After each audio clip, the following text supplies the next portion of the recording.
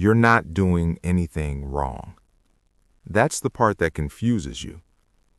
You can be calm, quiet, ordinary, even kind, and still feel a pressure inside your chest that doesn't match the moment. A tension that doesn't come from danger. A guilt that doesn't attach to a mistake. You can be alone and still feel like you're about to be questioned. And if someone asked you what you're guilty of, you wouldn't have an answer. That's not because you're irrational. It's because the guilt you're feeling isn't about an action. It's about a condition. The condition of being unaccounted for. The condition of not providing proof. The condition of existing without a defense. Most people think guilt is simple. They think it comes from wrongdoing. They think it comes from harming someone, lying, failing, breaking a rule. And sometimes it does. But the guilt that exhausts people today often comes from something else. It comes from living in a world where your interior has to be legible, where your intentions have to be explained, where your silence has to be justified, where not speaking can be framed as aggression, where not responding can be framed as disrespect, where not performing can be framed as laziness, where peace can be framed as negligence. So you learn something, slowly. You learn that being left alone is not the same as being safe. Because even when nobody is actively attacking you, your life can still be evaluated, interpreted, judged, normalized, compared. And the most disturbing part is that over time, you internalize that evaluation. It becomes a habit inside your attention. It becomes a background scanner. It becomes a voice that doesn't sound like anyone else anymore. It just sounds like you. This channel doesn't teach, it reveals. And what it reveals here is uncomfortable. Some of your guilt isn't moral. It's administrative. It's the feeling of living under inspection. Not inspection by a person with a badge. Inspection by an invisible standard. A standard you can't point to, but you can feel. A standard that demands one thing from you constantly: explanation. Because explanation is proof. Explanation is compliance. Explanation is how you show you're not dangerous, not selfish, not irresponsible, not too much, not wrong. So when you stop explaining yourself, you don't just feel quiet, you feel exposed.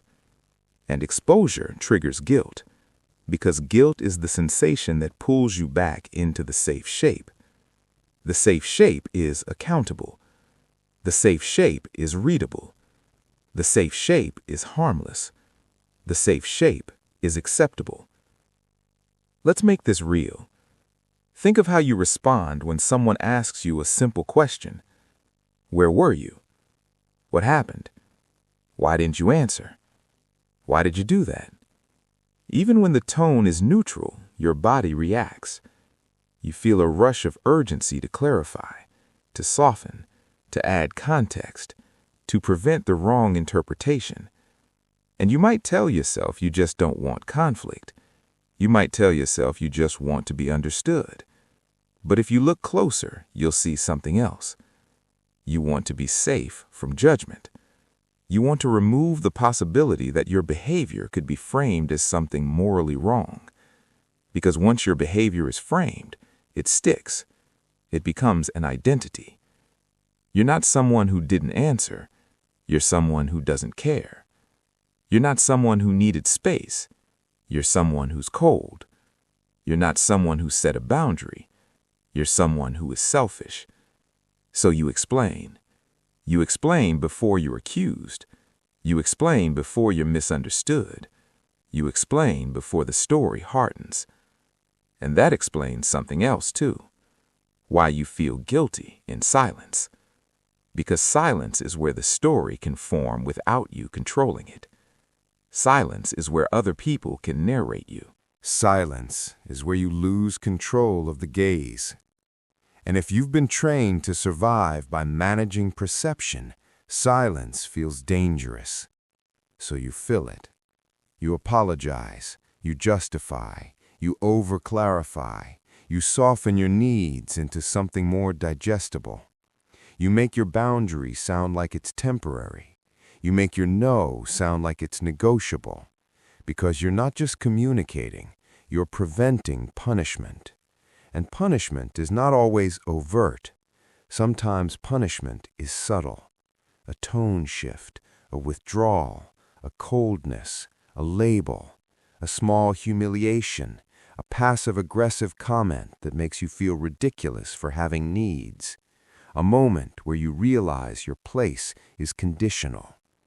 So you learn the rule, the unspoken rule, the rule that shapes your nervous system. Be explainable, be justifiable, be innocent, be good. And Michel Foucault noticed something that makes this mechanism clearer.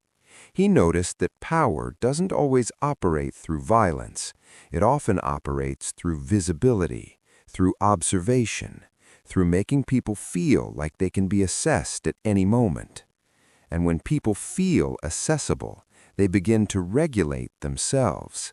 They begin to behave as if they are being watched, not because someone is always watching, because the possibility of being watched becomes enough. Possibility becomes discipline, and once discipline becomes internal, it doesn't need a guard anymore. It becomes self-guarding, self-monitoring, self-censorship. That's why you can be alone and still feel tense. That's why you can be resting and still feel guilty. That's why you can be doing nothing wrong and still feel wrong. Because wrong is no longer about action. It's about deviating from the invisible norm. And the norm isn't written down in one place. That's what makes it powerful. It's everywhere. It's in tone. It's in timing. It's in how quickly you respond. It's in how much you smile. It's in how much you soften your truth. It's in how much you reassure others that you're safe. So you learn to reassure. You learn to prove. You learn to show your innocence before anyone doubts it. And that becomes your default posture, defense, even when there is no attack. This is why you feel guilty when you stop explaining yourself, because explaining yourself became your alibi. It became your receipt. It became your proof of being good. So when you remove it, the internal system panics, not in a dramatic way, in a quiet, bodily way. A heaviness, a tightness, a low-grade accusation. And you interpret that accusation as conscience. But conscience is not supposed to feel like surveillance. Conscience is supposed to be connected to values you actually chose. What you're feeling is not chosen. It's trained. It's patterned. It appears automatically. That's the difference. You can notice it in the language of your mind. When you're about to rest, you don't think, I want to rest. You think, did I do enough? When you're about to enjoy something, you don't think, this matters to me. You think, did I earn this? When you're about to say no, you don't think, this is true. You think, how do I say this without seeming bad? Seeming bad, not being bad, seeming bad. That word is a clue, because the system you're living under is not primarily ethical, it's perceptual. It's about appearing correct, appearing mature, appearing responsible, appearing kind, appearing humble, appearing reasonable. So you become a manager of your own image, even if you never post, even if you never perform publicly. You still perform in micro ways, in your tone, in your hesitations, in the way you anticipate how your words could be interpreted. And over time, you start living outside yourself. You stop asking what you feel. You start asking how what you feel will be judged. That's when guilt becomes constant. Because guilt becomes the alarm that goes off whenever you stop being readable, whenever you stop being safe, whenever you stop being explainable, whenever you stop submitting your interior for approval. And this is where it gets darker. Because the guilt doesn't only show up when you do something wrong. It shows up when you do something normal. It shows up when you stop working. It shows up when you don't respond immediately. It shows up when you don't smile. It shows up when you don't offer reassurance. It shows up when you don't provide context. It shows up when you let someone be uncomfortable. And that's a key point. If you feel guilty when someone else is uncomfortable, it means you've been trained to manage other people's emotional states, to prevent discomfort, to prevent disapproval, to prevent tension, because tension might turn into judgment. Judgment might turn into rejection. So you become smooth. You become careful. You become preemptively innocent. And innocence becomes your identity. You might even be proud of it. You might say, I don't want to hurt anyone. I don't want to be a burden. I just want peace.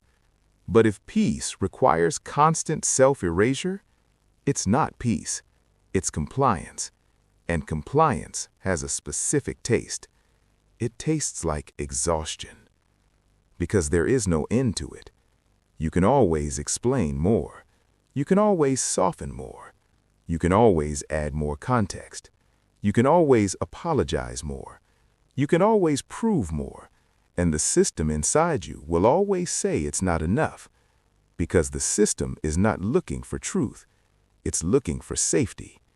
And safety is never satisfied. Safety is a moving target. Safety changes based on who is watching, based on what the culture calls acceptable today, based on what your environment rewards for being punished. So, you keep adjusting, you keep calibrating, you keep editing, and you call that anxiety. But it's more precise to call it what it is. A life lived as if you were under interrogation. Not a formal interrogation with questions. A silent interrogation with expectations. Expectations so normalized that nobody says them out loud. They just react when you violate them. And those reactions train you. They teach you where the invisible fence is. So you learn the fence. You learn it so well that you start enforcing it on yourself. That's what Foucault saw. When power becomes internal, the person becomes their own enforcer. They don't need to be told. They anticipate. They comply before conflict happens. They correct themselves before anyone else can. They produce their own guilt to keep themselves in line. Guilt becomes a technology, not a spiritual truth.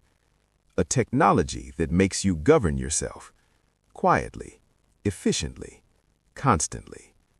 And once you see guilt this way, something clarifies.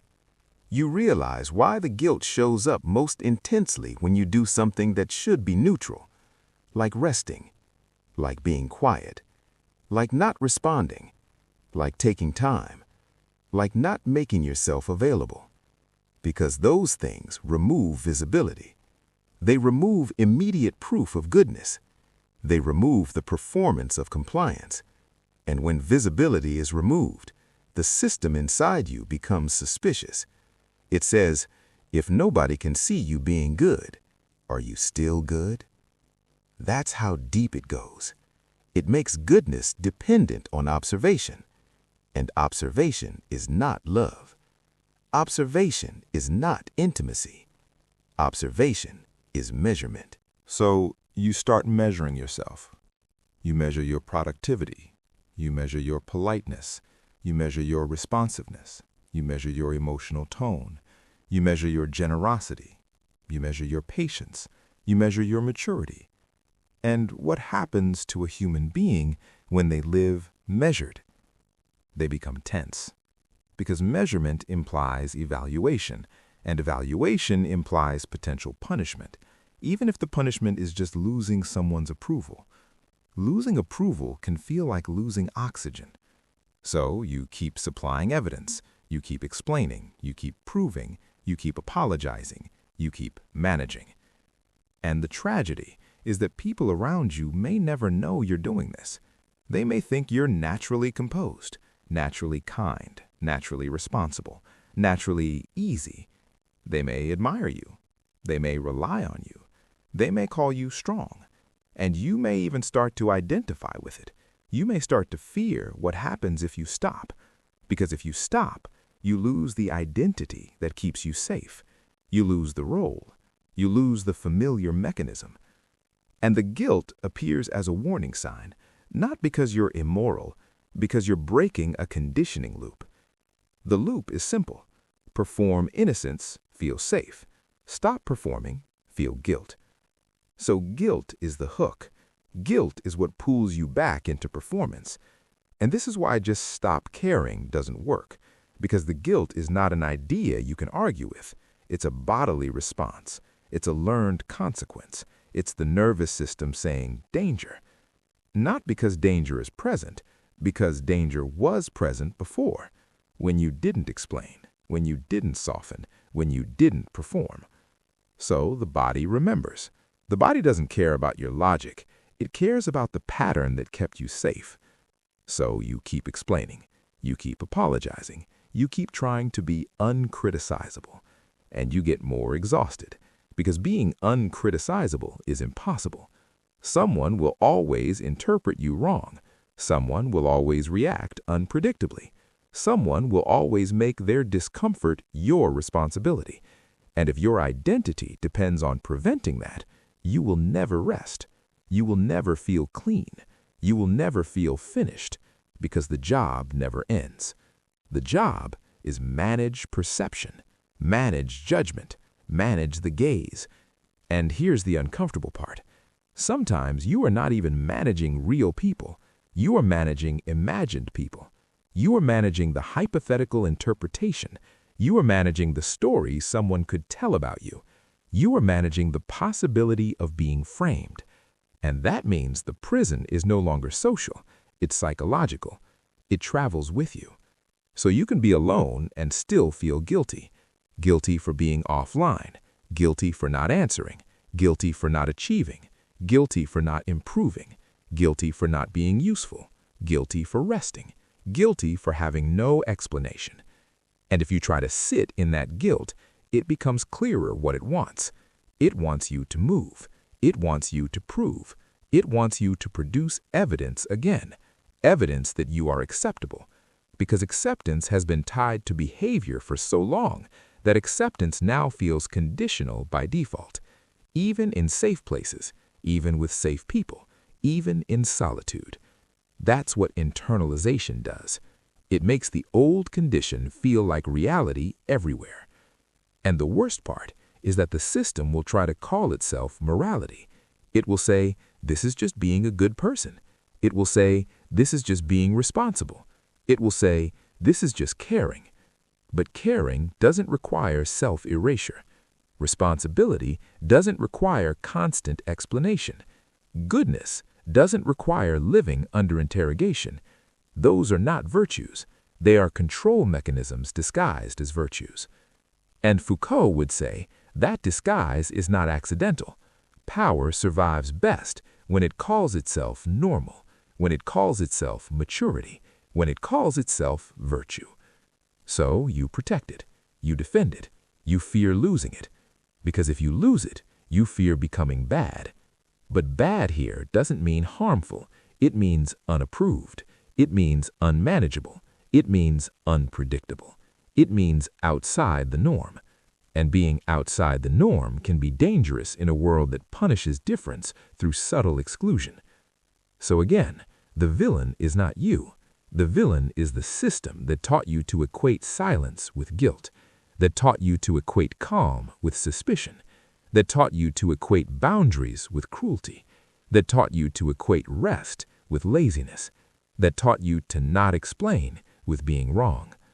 So now you live with an internal requirement.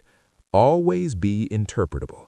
always be justifiable, always be safe. And when you fail to meet it, guilt appears. Not because you did something wrong, because you stopped performing correctness. And that's why this guilt is so confusing, because there's nothing to fix, there's nothing to apologize for, there's no real crime, just a reflex that says you are unaccounted for. And the moment you are unaccounted for, you become vulnerable. That's the feeling. Vulnerability. Not vulnerability in the emotional, intimate sense, vulnerability in the social sense, the sense that you can be misread, misframed, misunderstood. So you hurry to control the narrative. You provide context, you provide explanation, you provide softness, you provide proof, and you call it being mature. But maturity is not the same as permanent defense. Permanent defense is not maturity. It's a life lived as if you are always on trial. So here is the question that ends this video. Not advice, not a solution, just a question that stays. If you feel guilty when you have nothing to explain, what does that guilt protect? And who taught your body that silence is dangerous? Silence. If this felt uncomfortable, you're not the only one. Stay with the channel.